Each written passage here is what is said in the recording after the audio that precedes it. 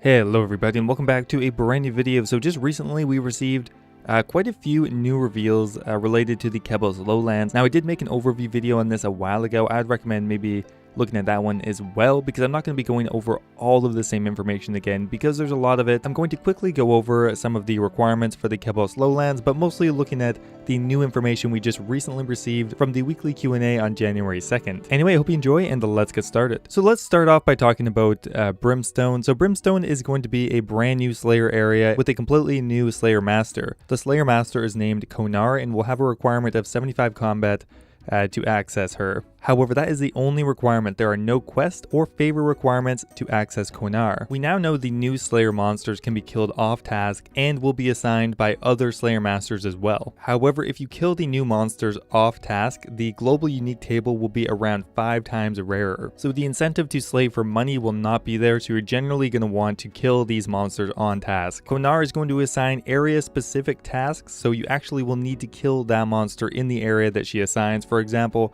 if you get assigned green dragons in the wilderness, you have to kill it there or else it will not count towards your task completion. This is kind of similar to how Wilderness Slayer works, except it will be global throughout all of Gielinor. The only task that is exclusive to Kourend is going to be Hydras and the Alchemical Hydra. Every other of the new monsters will be distributed between some of the existing Slayer Masters. There are going to be 5 new Slayer monsters. We have the Sulfur Lizards, which will require level 44 Slayer. We have the Worm, which will require 62 Slayer. We have the Drakes, which require 84 Slayer. We have the Regular Hydra, which requires 95 Slayer, and the Alchemical Hydra, which also requires 95 Slayer. Now all of these monsters have access to the global loot drop table, which will be a combination of new and existing items. Each of these 5 monsters will be able to drop the Dragon Throwing Axe and the Dragon Knife. Additionally, the worms will be able to drop the Dragon Harpoon and the Dragon Sword. Now you might notice that these are existing items. They are going to be pulled from the Chambers of Xeric, so you will no longer be able to acquire them there. One thing worth noting, however, is the remaining items in the Chambers of Xeric will actually be slightly more likely to accommodate for the removed items. On top of that, the pet is actually going to be slightly more common as well, not substantially, but because they wanted to keep the chance of a unique drop from the Chambers of Xeric the same, the other drop tables needed to be buffed slightly to accommodate them leaving.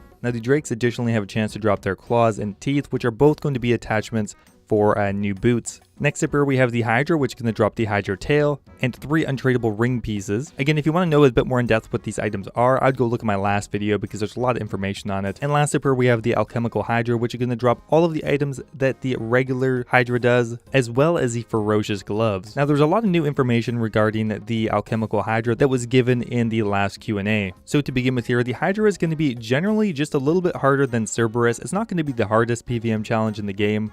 And the reason for that is that it's a Slayer boss and you may have to kill it 10, 20, 30, maybe even 100 times, I don't know. However, it will be in line with it being a level 95 boss. They estimate the kill times will be maybe around 3 minutes or maybe less if you're skilled. It will be a multi-phased boss like Zulrah, and the Alchemical Hydra is going to be instanced and not limited per world. So that means that you will not have to hop around worlds to find a free spot. Each player is going to have their own instance of the boss to fight, which I'm not really sure how I feel about that exactly. It kind of takes away the fun of being in a MMO, but at the same time it's kind of frustrating to try to find an empty slot. It's not a perfect solution, but it is what it is. On top of that, there will be a fee to reclaim your items of 100k if you die. One other question that comes up a lot is, can you use wild pies to boost for the Alchemical Hydra? And the answer is no, you cannot, because it has to be killed on task and you cannot boost to get other tasks, and you cannot boost to get higher level tasks. And the last new reveal regarding the Hydra is the Hydra does not use Dragon Fire, so you will not need any variant of a Dragon Fire shield, and the Hydra is going to be weak to the Dragon Hunter crossbow and the Dragon Hunter lance. The reason for this is that they all are descendant of a Dragon kin, so they'll all be weak to those weapons. Now there's going to be a few different ways to get to these areas.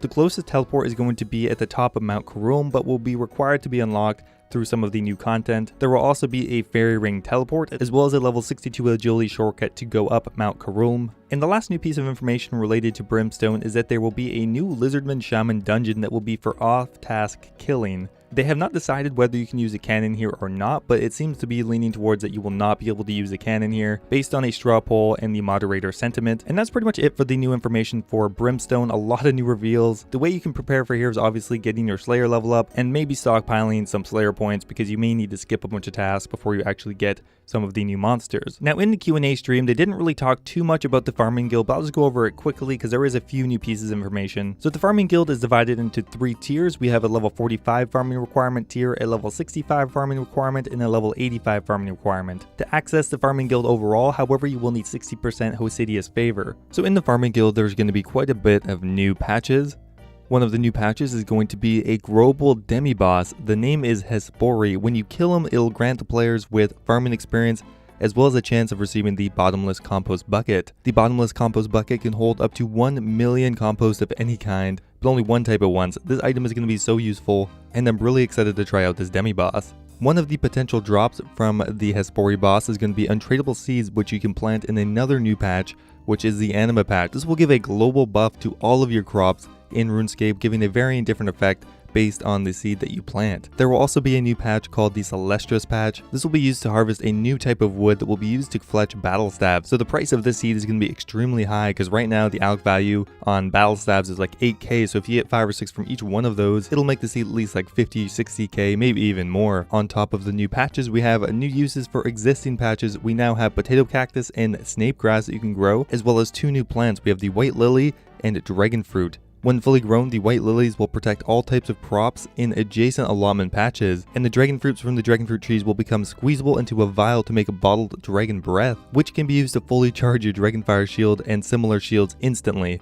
The potato cactus and snape grass seeds will be obtainable from pickpocketing master farmers, the white lily seeds will come from the Hespori boss, and the dragon fruit seeds will be a rare loot from bird nests, monsters, and fulfilling farming contracts. And the last new thing about the farming guild is there will be an NPC called the chief contractor. He can assign farming contracts, which will require the player to grow a certain crop within the guild in exchange for seed packs. One bit of new information is for the Redwood Tree, which has a 90 farming requirement, I believe. So this tree is going to take around 3.5 days and can be chopped very similarly to a regular redwood tree. Unlike most tree patches, you will actually need to pay 2,000 GP to cut down the redwood tree. You cannot do it yourself because it is way too damn big. So they did not really talk about the new fishing content. However, the entire Kourend diary, including the task list and the rewards, was actually released, so we can go over that quickly. So for the easy Kebos diary, you will need 15 mining, 25 thieving, 25 construction, 12 herblore, and 20 fishing. For quests, you will need the Queen of Thieves quest, as well as 15% Hosidius House favor. Now the rewards are going to be 3 teleports to the Kourend woodland every day, a 2% chance to catch 2 fish at once when you're doing the new fishing method, a halved access cost to the Crab Claw Island, and a doubled drop rate of the Xerix talisman. The medium diary actually has pretty high requirements for it. It has a requirement of 42 mining, 45 farming, 30 crafting,